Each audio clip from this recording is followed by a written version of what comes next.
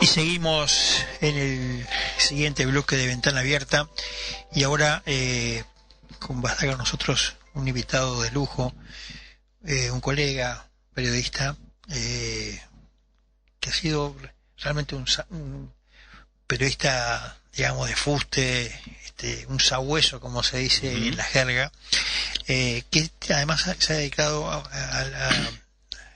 la historia reciente, tiene muchos libros publicados, y hace poquito realizó una conferencia de historia o de perspectiva, no sé, ahí nos va a contar.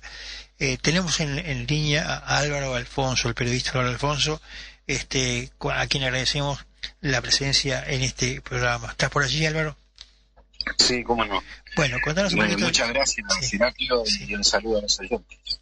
Contanos un poquito, digamos, la conferencia esta que diste tú esta semana, un poco qué puntos calzó, digamos, a dónde apuntó la mirada. Bueno, el título era Uruguay en el siglo XXI. Ajá. Pero eso es como imposible. Claro. Porque seguimos viviendo el siglo XX. A eso apuntamos, y cómo está repercutiendo todo lo que ocurrió en la década de los años 60 y 70, que en mi criterio nunca se fueron. Y bueno, fue un poco por ahí, y llevándolo a distintos episodios con respecto a cómo se ha tratado la voluntad popular cada vez que se ha votado, y cómo se llega a nuestros días con la misma carga que hace 60 años. Sí. Y aquellos que dicen, no, a mí no me interesa la historia, bueno, en realidad todos los días vives de historia, porque todos los días ocurren algún episodio, se trae de la historia. Y hice mención a un evento que organizó el Ministerio de Defensa Nacional a través del Ejército, que en mi criterio quedó un poco desvirtuado de la intención inicial de la jefatura del Ejército, porque participó la universidad con aquel criterio de que la dictadura empieza el 13 de junio del año 1968, cuando Jorge Pacheco Areco, presidente constitucional, aplica las medidas prontas de seguridad. Y hemos llegado a la locura de que decretamos que la dictadura empezó en el año 1968 a través de la ley 18.596 en su artículo 2, que fue aprobada por el Parlamento, en este caso ese artículo solamente por mayoría. Y en ese evento, yo lo llamo el culturoso Gerardo Caetano, habló que recibió muchas críticas, y bueno, pero después salieron a defenderlo sus colegas, esa asociación de historiadores, que diciéndole a los oficiales que estaban en la conferencia, que eran unos cuantos, ¿no? Yo diría que casi un centenar, no debían cargar con las mochilas de la dictadura. Y bueno, Caetano se explayó durante 50 minutos para hablar de este tema, y cuando a mí me tocó, hablé 10 minutos y hasta me cortaron. Pero alguna cosa pude decir, que los efectivos de las Fuerzas Armadas no pueden elegir cuando deben actuar en misiones complicadas. Es el sistema republicano, a través del Poder Ejecutivo y en algunos casos también con la votación del Poder Legislativo, que marcan la misión y la deben asumir. Claro. ¿No? Claro. Y bueno, invencioné algunos hechos de la historia, como el capitán de fragata Fernando Fuente, que debió cargar con la mochila del crucero Uruguay y meterse en medio de la batalla del Río de la Plata, entre el acorazado de bolsillo alemán, el Graf Spee, y los buques ingleses, etcétera, Aquiles y Ajax, e intentó y pudo sacarlo de las aguas jurisdiccionales de nuestro país, porque esa batalla, creo que la más importante de la Segunda Guerra Mundial, por las repercusiones que estuvo y por lo que estaba haciendo el Graf Spee en toda la región, Sí. venía desde Europa, hundiendo barcos que llevaban los alimentos que salían el 40% en aquel momento de Uruguay y de Argentina rumbo a Europa.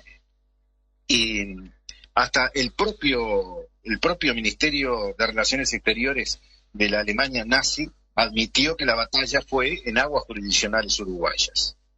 Y también mencioné la inundación del año 1959 o la pandemia del COVID que vivió nuestro país. Y bueno, pero a otros le tocó otra mochila, la más dramática, plantarse ante un conflicto mundial que fue la Guerra Fría, que no figura en los planes de historia en el Uruguay, y que algún día habrá que decirle que todo lo que pasó en el Uruguay, o casi todo, es producto de la Guerra Fría, donde Estados Unidos y la Unión Soviética no se enfrentaron, pero utilizaron a todos los países del continente en esa materia. Incluso, en el año 1966, la Junta Interamericana de Defensa emitió un documento secreto en el cual decía que los ejércitos de América iban a tener la fina ideología de no dejar penetrar el comunismo. Y la respuesta a eso fue en la reunión de Olas en Cuba, donde Fidel Castro planteó aquello de que había que hacer la revolución por la revolución. Todas esas cosas no figuran en la historia del Uruguay. Y ahora están haciendo una investigación por inteligencia artificial y le pusieron al proyecto Cruzar. No sé a dónde van a cruzar, porque ¿sobre qué se basan para llevar adelante esta investigación? A través de la inteligencia artificial con los archivos. Que la dictadura empezó en el 68, que no existieron los tupamaros. ¿Cómo? A ver, que el Partido Comunista no tenía un aparato armado desde el año 1964. Y bueno, Sin duda alguna, creo que un debe importante. Yo, a ver, siempre destaco la tarea bibliográfica que tú has realizado con la serie de libros que has publicado. Ya perdí la cuenta, pero son varios, ¿no? Sobre esa historia reciente, contando una perspectiva de la realidad que no figura en ningún lado, o figura en lugares muy pocos lugares, digamos, ¿no? Vos aunque sea como corolario, porque para redondear un poco la idea, ¿cómo pensás que este tema se puede dar vuelta a la página? ¿Cómo pensás que puede darse vuelta a la página de este episodio que siempre se reitera, se reverbera y vuelve a lo mismo? Parece que no termina nunca, ¿no? No. Bueno, en realidad la plata está del otro lado, ¿no? Ahora la Secretaría de Derechos Humanos anda recorriendo el país con la plata de nosotros, porque es la plata de nosotros, ¿no? Sí, claro. Hablando de la memoria y no sé qué más. Sí. Cuando dicen verdad y justicia, terrorismo de Estado, todas esas cosas, esas frases que no saben ni de dónde vienen, los dos demonios, pero los utilizan. Y el criterio general de toda esa mancomunión en la cual la universidad está metida, hasta el mango, es para desvirtuar los hechos históricos y poner lo que ellos quieren y lo que les conviene más. Porque tampoco entiendo por qué en ese proyecto del cruzar de los universitarios sobre temas históricos está la comisión de los familiares de los desaparecidos. No entiendo por qué están, porque podría haber otros o no haber ninguno, lo mejor que sean los universitarios que decidieran o por lo menos analizaran la situación. Creo que se le da mucha participación, porque en realidad el tema de los desaparecidos, más allá que es un tema muy muy doloroso y que todos queremos que aparezcan, supongo que todos, ¿no? Yo sí. Sí. Y he buscado información para poder transmitir públicamente para que se consiga eso. Bueno, sin embargo, hasta ahora no ha ocurrido, pero es un efecto de la causa de la Guerra Fría, como pasó en otros países.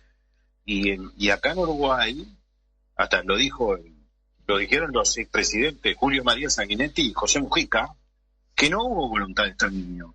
Sí lo hubo en Argentina y Chile. Y nosotros ahora lo hemos comprobado fehacientemente con Amodio Pérez y Horacio Lampariello, que estamos haciendo el documental en Argentina sobre lo ocurrido entre el 73 y el 76, estrictamente en ese lugar, pero con un montón de antecedentes antes y después de la voluntad de exterminio que tenían los argentinos y los chilenos, los dos, ¿no? Claro, claro. Y ahora... sí. No, para redondear, porque ahí estamos medio sobre la hora, pero contanos un poquito cuándo terminan el documental en el cual sé que están trabajando. Es un trabajo bastante enjundioso y hay varias personas que están esperándolo. ¿Cuándo lo presentan? ¿Cuándo lo terminan? ¿O ya está terminado? A ver, ¿qué fase está eso? No, el documental va a estar culminado, pensá, para el mes de octubre. Ajá. Se va a presentar en noviembre, y nuestra intención acá en el Uruguay, porque ya hay invitaciones de otros lugares del mundo, Sí. acá en Uruguay, la idea es hacer un 19 capitales. Es decir, que podamos ver en cada capital departamental, la gente lo pueda ver.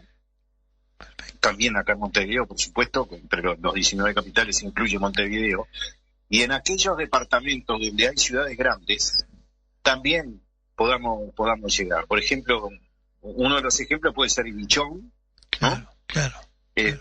Jun, y bueno, y en Colonia hay varias ciudades, porque es el único departamento pensado como departamento para vivir bien, y es Colonia, que ideó 10 ciudades alrededor de la capital, cosa que no pasa en casi ningún departamento. Sí, y bueno, y otras ciudades grandes, como Bella Unión, que tuvo mucho que ver con toda esta historia reciente también, ¿no? Y la sigue teniendo. Sí, será así.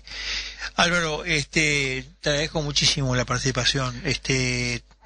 Tenemos que invitarte otra vez, para que nos tengas al tanto de ese trabajo, y después si te saca un libro en imprenta o en el teclado, que nos cuentes, porque has sido un investigador bastante importante en eso. Sí, está pronto un libro sobre el tema de la Segunda Guerra Mundial, los nazis, cómo Uruguay participó, y cómo repercutió en el Río de la Plata, cómo el nazismo llega a Argentina, cómo se enraba con el peronismo. Uh-huh. Está pronto, son documentos secretos y reservados enviados por las embajadas en Gran Bretaña, de la Unión Soviética, de Argentina y de varios países más, y todas las comunicaciones que hacía desde Uruguay hacia el exterior, con una, diría, actuación sobresaliente del servicio exterior del Uruguay, que debemos destacar. Y que hoy, si pasara lo mismo, no sé si no terminamos en guerra con 2 o 3 países a la vez, ¿no? Pero en aquel momento la capacidad del servicio exterior, que no ha sido destacada, porque fíjense que los 2 conflictos más importantes que pasaron por acá fue este que hablamos de la Segunda Guerra Mundial, y el otro, la Guerra de las Malvinas. Sí. Sí, ¿no? Y en los 2 momentos, un hecho increíble. Por lo menos al principio de la Segunda Guerra Mundial, con dictadura, y la Guerra de las Malvinas con dictadura. Qué increíble. Bueno, Álvaro, muchísimas gracias por tu participación, y bueno, tenés que volver, así que bueno, gracias por estar aquí con nosotros. Siempre. No, gracias a ti, Heraclio. Un abrazo. Un abrazo. Hablamos con Álvaro Alfonso, periodista, autor de varios libros de historia reciente, además de haber sido también alcalde de la localidad canaria de Aguas Corrientes, 2 oportunidades, así que un hombre muy prolífico en su gestión. Y además tiene un programa en streaming con Amodio Pérez y Horacio Lampariello.